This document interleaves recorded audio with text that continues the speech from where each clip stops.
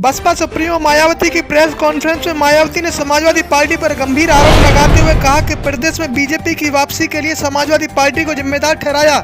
बात यहीं खत्म नहीं हुई। राष्ट्रपति बनने की बात को लेकर बसपा सुप्रीमो ने सफाई दी है कि सपा और बीजेपी वाले यह सपना देखना छोड़ दें कि मायावती राष्ट्रपति बनने की इच्छा रखती है। मायावती ने कटाक्षवार करते हुए कहा कि BR अम्बेडकर के सपने को प्रधानमंत्री बनकर पूरा करने का दावा किया है। आने वाले समय में CM बनकर राज्य की सेवा करने की इच्छा जताई है। बसपा के प्रमुख महासचिव सतीश मिश्रा और बसपा विधायक उमाशंकर सिंह मुख्यमंत्री योगी से मिलने लखनऊ जा पहुंचे। मुख्यमंत्री योगी आदित्यनाथ से मुलाकात कर विधायक उमाशंकर सिंह ने स्मारक रख रखाव और अन्य मामलों को लेकर ज्ञापन सौंपा। लेकिन आपको बता दें, इस मुलाकात के राजनीतिक मायने भी निकाले जा रहे हैं, क्योंकि उमाशंकर सिंह BSP के अकेले विधायक हैं। इस मुलाकात को लेकर बसपा सुप्रीमो ने क्या कुछ कहा, आपको दिखाते हैं कुछ तस्वीरों में।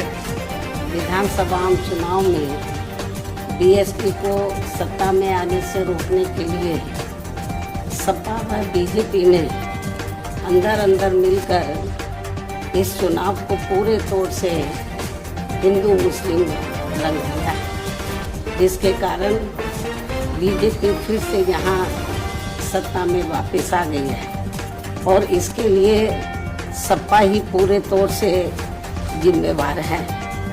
और अब यूपी में खासकर कमजोर वर्गों व मुस्लिम समाज के लोगों के ऊपर जो आए दिन जुल्म जाती हो रही है, तो उसके लिए भी सपा मुखिया ही पूर्ण रूप से जिम्मेवार व कसूरवार भी है। और अभी भी ये किस्म किस्म की अफवाहें फैलाने से बाज नहीं आ रहे हैं, जबकि अब तो इनको अपनी बचकानी व घिनौनी राजनीति बंद करनी चाहिए। इसके साथ ही इनको मैं ये भी बताना चाहती हूँ कि इसमें भी कोई संदेह नहीं है कि यदि उत्तर प्रदेश सहित पूरे देश में खासकर दलित, आदिवासी, पिछड़ा वर्ग, मुस्लिम व अपर कास्ट समाज में से गरीब तबका भी BSP में जुड़ जाता है, तो फिर ये लोग BSP की मुखिया को पुनः यहाँ यूपी का मुख्यमंत्री बना सकते हैं। और इतना ही नहीं, बल्कि आगे चलकर देश का प्रधानमंत्री भी बना सकते हैं, क्योंकि इन वर्गों के वोटों में बहुत बड़ी ताकत है। बशर्ते यदि ये लोग एकजुट होकर BSP से जुड़ जाएं और चुनाव में किसी भी प्रकार से गुमराह ना हो, किसी भी प्रकार के बहकावे में ना आए। इसलिए मैं अपनी जिंदगी में यूपी की फिर से मुख्यमंत्री बनने व आगे चलकर देश का PM बनने का ही सपना देख सकती हूँ, लेकिन देश का राष्ट्रपति बनने का तो सपना मैं कभी भी नहीं देख सकती हूँ।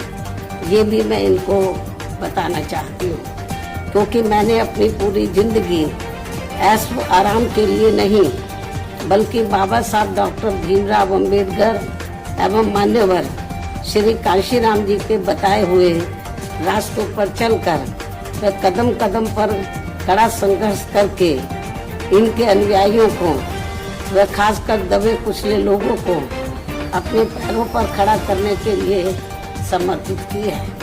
ये भी इनको मालूम होना चाहिए। इसके अलावा ये बात भी सर्वविदित है कि ये कार्य दबे कुचले लोगों को अपने पैरों पर खड़ा करने का ये कार्य मैं देश का राष्ट्रपति बनकर नहीं, बल्कि उत्तर प्रदेश का CM व देश का PM बनकर ही कर सकती हूँ।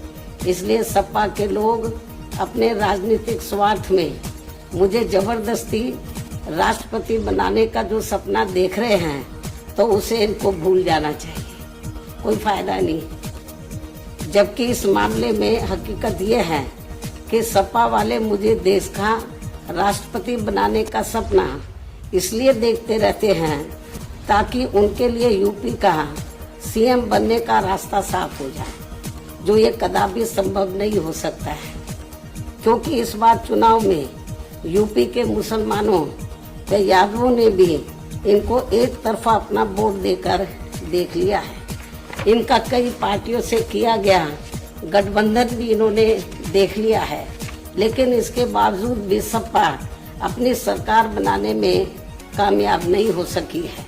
ऐसे में मुझे पूरा भरोसा है कि अब वे आगे इनके बहकावे में कतई भी नहीं आएंगे और वे फिर से यहाँ यूपी में बीएसपी की अपनी सरकार जरूर बनाएंगे। वैसे भी अब सपा मुखिया को ये एहसास हो चुका है कि आगे किसी भी चुनाव में अब ये लोग इस पार्टी के बहकावे में कतई भी नहीं आएंगे और ऐसे में अब ना ही आगे सपा कभी भी यहाँ सत्ता में आसीन हो सकती है। इसलिए अब वो विदेश भागने के भी फिराक में है, जहाँ उसने पहले से ही अपना काफी बंदोबस्त कर लिया है। ये भी इनके बारे में प्रदेश में काफी जोरों में आम चर्चा है।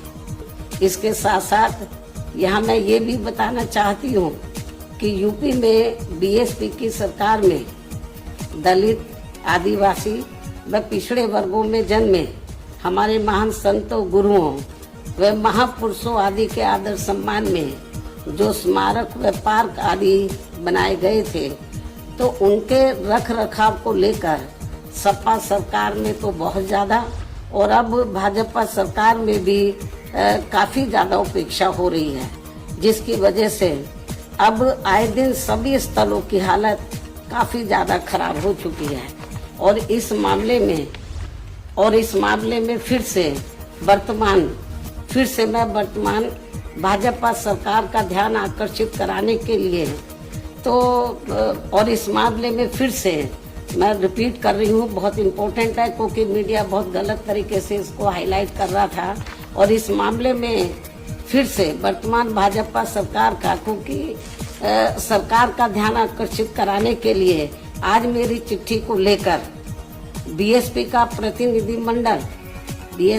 प्रतिनिधि मंडल अर्थात श्री एस.सी. मिश्रा, राज्यसभा सांसद व राष्ट्रीय महासचिव बसपा एवं श्री उमा शंकर सिंह, बीएसपी विधान मंडल दल के नेता आदि यूपी के मुख्यमंत्री योगी जी से मिले हैं।